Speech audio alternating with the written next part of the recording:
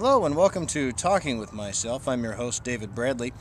Today we'll be interviewing me, David Bradley. David Bradley is the author of a book available now on Amazon.com called How to Stop Smoking Without Killing Anyone. David, welcome to the program. Thanks, Dave. It's really a pleasure to be here. So tell us, Dave, why did you write the book? Well, Dave, I wrote the book because I want to help and empower people who want to stop, but for whatever reason they can't, or they're not allowing themselves to. I want to empower smokers with the tools they need to finally kick the habit once and for all. Okay, very good. Thank you. Now, how long did you smoke, Dave? Probably 15 years. Wow, that's a long time. What specifically made you decide to stop? Good question. You know, I got to tell you, nothing really made me want to stop. I made the decision to stop, and that's a very important key point and factor in the book. But things that motivated me, there was two things that really hit home. The first one was September 11th, okay? The second was my wife, or soon-to-be wife. At that time, we weren't married, but I recognized at that point that this is the person that I want to spend the rest of my life with. And when you realize you've met the person you want to spend the rest of your life with, you want the rest of your life to last as long as possible. Smoking is going to shorten my life. Not smoking lengthens my life, which means more time with this person. Those are the two main things. Now, I've read your book, and for those who haven't and are about to, could you explain for us the difference between stopping and quitting? Yeah, okay. Look, when you stop something, you just stop.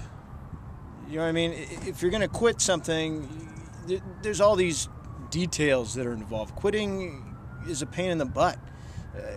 It sucks. Nobody likes to quit anything. And it's a bad connotation. Nobody likes a quitter, right? The only good quitter is the one that quits smoking. But everything else in life that has to do with quitting is negative.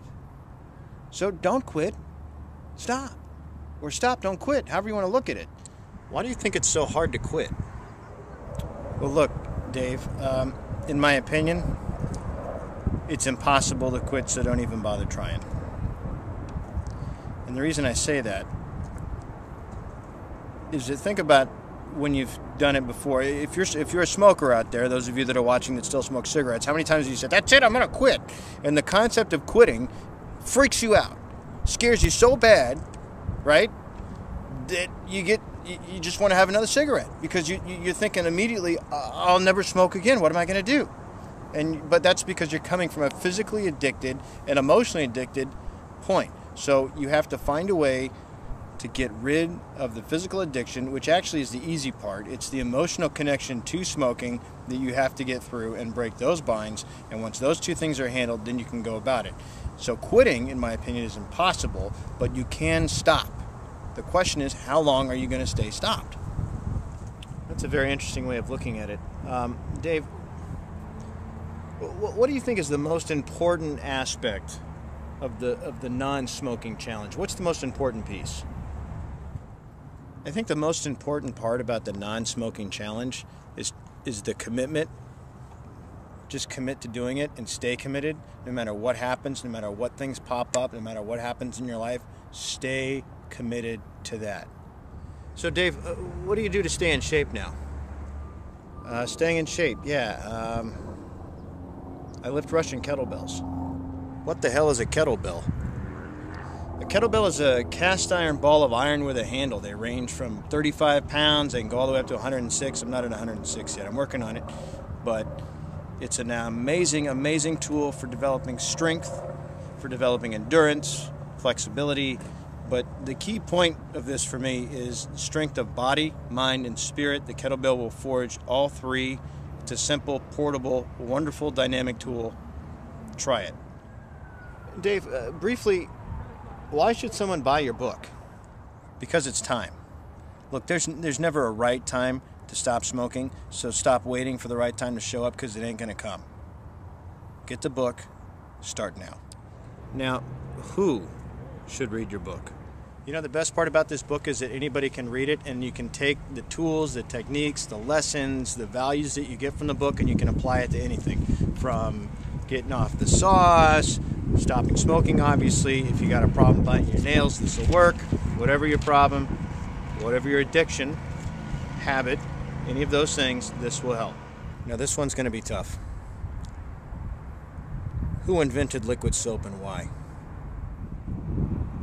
I have no idea.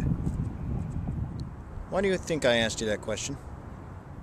Because if you're going to stop smoking, a good sense of humor is important. Hey Dave, what's your favorite chapter and why? My favorite chapter?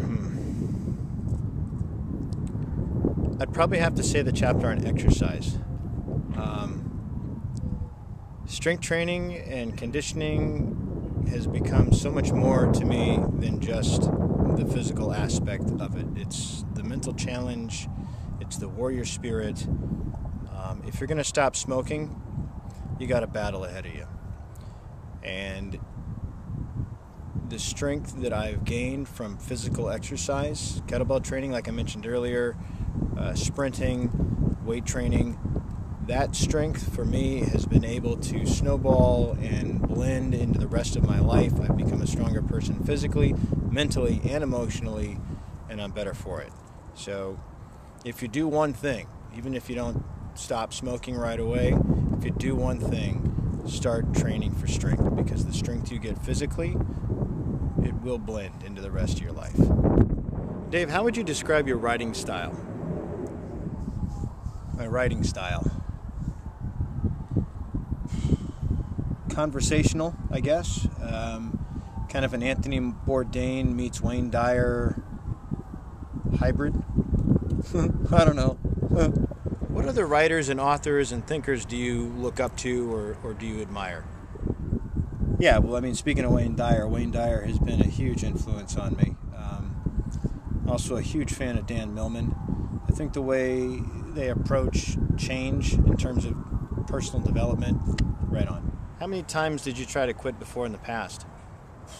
I probably tried actual, I'm going to quit smoking 5 times. Okay. What methods did you try? Oh yeah, no, I tried to quit. I tried patches, I tried gum, I tried cold turkey. I tried, but that was the whole point. I tried. It's that whole Yoda thing. There is no try, you only do, Okay, Dave. Thanks for the interview. I appreciate your time today. Yeah, this was a lot of fun, Dave. I really appreciate you having me out. Okay, and that concludes our interview today. Thanks for watching. If you'd like to get a copy of How to Stop Smoking Without Killing Anyone, please visit Amazon.com or check out Dave's website, www.stopdon'tquit.com. Thanks for watching.